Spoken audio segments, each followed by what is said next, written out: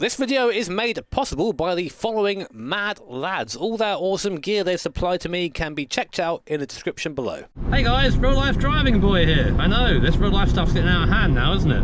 And welcome back to another video. So, in today's video I'm going to be doing, as you probably guessed, a POV drive of my Nissan R32 GTR and watch this guy in the Skoda not really decide where he wants to be on the road. So the purpose of this video really is that I'm going to be away for a while. I've got a really busy couple of months coming up, and it means that I can't do as much content on the rig as I would like. So I thought I'd try and mix it up, try and throw in some real life content, especially you guys seem to really enjoy the karting video I put up with Steve very recently. We'll get into that in a second. So my week basically so far, that was cool. My week basically so far has been, well, New York. I've been in New York for the entirety of last week, commentating on the Gran Turismo Sport World Tour 3 event, which was amazing. They always are to be at and to commentate at, and I implore you to go and watch it if you haven't done so already. I'll be talking about it a bit later in this video as well. So I've come back. I literally flew back in this morning. I've had no sleep. I had about 3 or 4 hours on the plane, but you know, plane sleep is not good sleep. And I thought, whilst I'm still awake and still functioning, my brain still works, I'll go out in the GTR, enjoy myself a bit before inevitably just collapsing this evening. But yeah, so a couple of things I want to talk about in this video. First of all, thank you all so much for the response to the karting video title. What did I call it in the end? I think my first real steps into motorsport or something like that. Some people were saying like, Jimmy, you did the Buckmore race. Like, yeah, but that was kind of a fun event with rental karts. These were it's a proper series with proper points. I'm now in the championship, although quite far down the bottom, of course, with Steve, because we only came fourth in the bottom class. But it was a great learning experience. I've taken aboard a lot of your feedback as well. A lot of you guys saying you didn't like the colour grading. Some people did like it. I kind of agree. I think it's a bit much in some places. And a lot of you guys saying you would like to see a bit more of the onboard content, which the reason why that content wasn't in there, that I didn't go for a lot of the onboard shots over the stuff that Steve shot, it's just because I don't want to be too similar to what Super GT is doing, what Steve Brown is doing, because what Steve does is really cool and it's got a massive audience. Those people are enjoying it and watching it. I don't want to tread on that, you know. I want to do my own thing, which is why I kind of chose not to do as many onboard shots. But you know, there's definitely a mate, indicator, dickhead. Anyway, no, yeah, that's right. You wait. Let's give it a little bit of a. Can't give it too much because we're in a speed limited area right now, and I'm a good boy. But yeah, as I was saying, I don't want to tread on Steve's toes. I like having the content that we have, and I think it's a really nice, hopefully honest outlook of what it's like to get into karting if you are completely new. It's very tricky, and something that I've had a lot of feedback on. Also regarding the incident as well, a lot of people have said to me that the crash could have been avoided by me. In the moment, also the first couple of days afterwards, like, really? I could have done something different there. From my perspective, I was just letting the guy through on the inside, and that apparently entitles him to the whole track.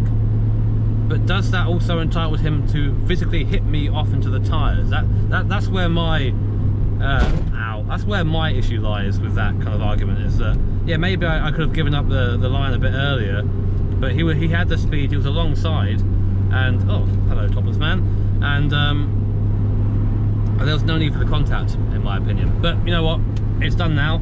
I've learned from it. I've learned that I need to maybe be a little bit more aggressive in every scenario and not being as passive as I was. I'm so used to being a sim racer, you know. There is a massive difference between sim racing and real life racing. When you crash in real life racing, it hurts. It really does. But in sim racing, you just go get another car, you know. And I think that also a lot of my passiveness just came from nerves. You know, you see in the video I look over my shoulder a lot just to make sure there's no one coming up behind me. I shouldn't be caring about that. I should just be getting on with it. If they want to pass me, they can pass me their way. But yeah, hey ho, lesson learned. But guys, of course, if you want to give any more feedback, then feel free to use this video as well. I'm not really sure how this video is going to end up. It might end up being one just uncut ramble, or I might snip it together later on, depending on depending on if it's interesting or not, you know. It's just me driving around here. There's no racing action going on. I mean, the only cool bit is that I'm in the fucking Skyline, which is always amazing, but you have to deal with this annoying bastard talking to you all the time. I guess while we're doing that, I'll very quickly have a chat about the GT Sport event. First of all, New York is insane. New York City, that is. I didn't spend that much time in the actual state itself.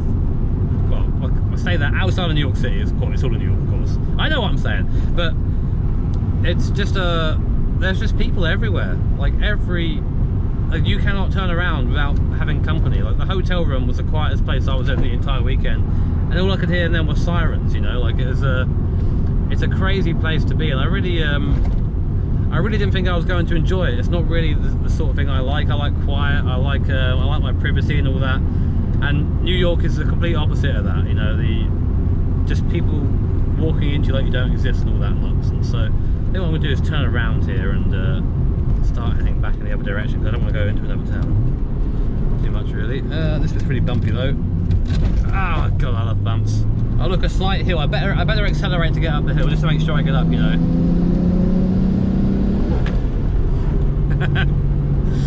Oh, I love this car.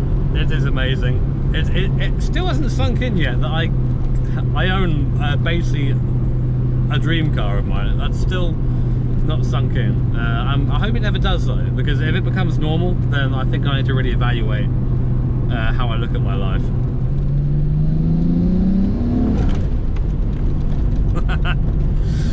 Oh, I'm a child, I really am. Anyway, as I was saying, as we go down this bumpy road, is that the GT Sport event. I would really recommend watching it. I know a lot of people, you guys who subscribe, probably don't tune into the shows, but I really would recommend that you do. I know I might be a bit biased because I commentate on it. I'm a big part of it. But the racing there, whilst controversial, and we'll get into that in a second, is probably some of the more exciting racing you see in sim racing. It's so great to watch, and especially with all the personalities now starting to come through. I think that we're really making something that can be special here with GT Sport. All I want to do is share that with you. So yeah, hopefully you go give it a watch at some point. But if you don't, anyway, it's the experience of doing it. We sometimes have live audiences at the show. This one made a live audience, and to have people in the audience recognize me in New York was something that, yeah, I don't really know how to explain that. There are some things you just never get used to, and that's kind of one of them. Oh good. Oh, Mustang, let's chase that. Hello Mustang.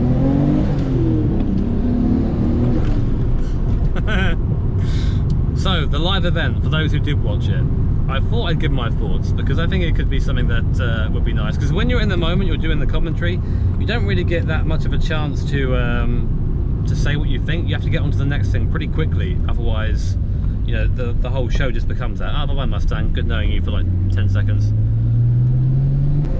But, yeah, so the controversy happened with Igor Fraga and Mick Hazal. And also, something that didn't get enough coverage, I think, by us, was the crash between a fellow named Cody Nikola Lakowski and Takuma Miyazono, where Cody just, I don't know, it's probably one of the worst moves I've ever seen him do. Is he had a spin coming out of no name, came across blocked, and then just basically drove Miyazono off the circuit. And the thing is, we were about to probably see, I think, and looking back at it now, I didn't realise it at the time, that I think he could have been a contender for the win of the race, given his strategy, but we never got to see that play out, which is a real shame. But the real controversy came where Mick Hazal caught Fraga, and Fraga started to do some lifting coming up through a Rouge and over Radion, which caused Hazal to hit the brake pedal coming over the top of Radion, and then stopped him from overtaking Fraga, which, you know, in the end meant Fraga won another World Tour event.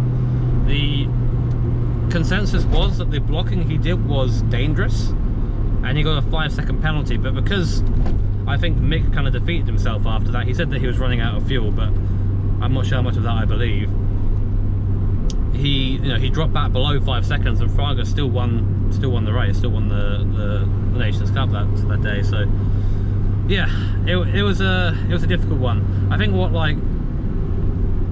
I'm not sure what the right decision would have been, because as a racer, well, as a pretend racer anyway, and no, almost. I've done one Club 100 events, and now I'm a real life racer. I liked what Fraga was trying to do. I think now I look back at it, I think it was a kind of cool idea to as he said, manipulate what Fraga was, what Hazal was doing. But the problem for me came where he caused him to brake. Like, you're going on a flat out part of a circuit, if you lift through there, that's kind of unpredictable behaviour, you know, like you have to be semi-predictable. Now, I don't know the FIA rules for this event. I know that we share a lot of the same rules as anything that's governed by the FIA. But basically, I think Fraga had the right idea. I think he executed it poorly, and I think the penalty was just in the end. I'm not sure what else to say about that. And Mick wasn't very happy after the event, as you can probably imagine, but I think he's calmed down since then and has now kind of accepted that, yeah, okay, that's how it's going to be.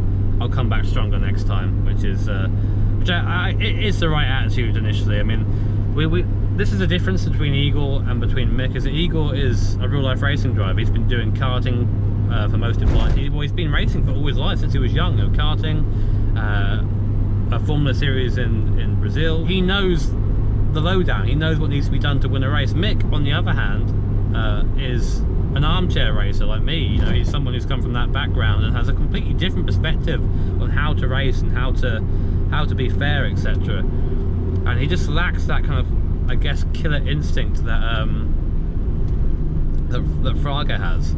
But that's the great thing about this event, is that we can have those things happen. Those things come together, and you can have a real life racer take on an armchair racer in a fair setting, and it'd be a great race. That's what's awesome about GT Sport. That's what I love about it. But enough about that. I'm just happy to be back in the UK. I liked being in the US. It was a cool experience, but it's just too much for me. Especially in New York, people are so rude there. And I know I'm British. I'm polite. I have manners.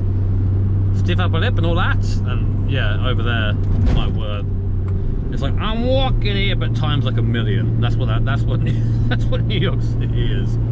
Good to be back driving the Skyline again. I don't get to drive this car enough, man. Like, I bought this car with the intention of doing loads of like cool stuff with it and like content and whatever. Content.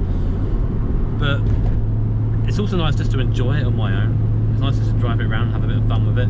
I still need to fix that fuel pressure gauge there, the top right. That's not correct. Sorry, the oil pressure, sorry, that's not correct. Neither is the fuel gauge in the bottom left, so approximately half my gauges work properly, which is nice. You know, it might be because I'm stuck behind this person, I'm kind of just looking elsewhere, but I always forget just how pretty and how green the UK is. Like, especially in the sun and everything just pops and this looks gorgeous. So I know the UK can be a miserable place sometimes, but this is kind of like my idea of like a fantastic like late afternoon. It's just driving around in your car with this and just enjoying it, breathing in the air. And yeah, I don't know, that sounds a little bit too wishy-washy, doesn't it? But I don't know, I really enjoy it. It's just nice to go out for a cruise. It's just nice to have no destination, just be kind of relaxed as to what's going on. I do wish this person would go faster though, that would be nice. And as soon as I turned the camera off, they pulled off, which is of course great for us, because we can actually have a bit of free road and enjoy the Skyline. But this thing handles kind of better than you think it does. It's just so flat through the corners, there's minimum effort to driving it. It's really chill. Why are boost noises so good? Objectively, the best car sound. Do not at me. We'll do one more little pull before we get to a speed limited zone. Oh god, I forget how fast this car is, man. The Master's fast on this, by the way. My MX-5 is faster than this car. Let that sink in. But guys, I'm going to leave it there. I hope you enjoyed this little vlog. I don't really know what it is. I'm not great at doing this kind of thing, but I wanted to give you guys something to watch whilst I'm away doing various things around the world. That sounds very weird saying out loud, but that is literally what's happening. If you enjoyed it, hit the like button. If you disliked it, hit the dislike button. Let me know what I can do better. And yeah, take care, have an awesome day, stay safe, see you all next time.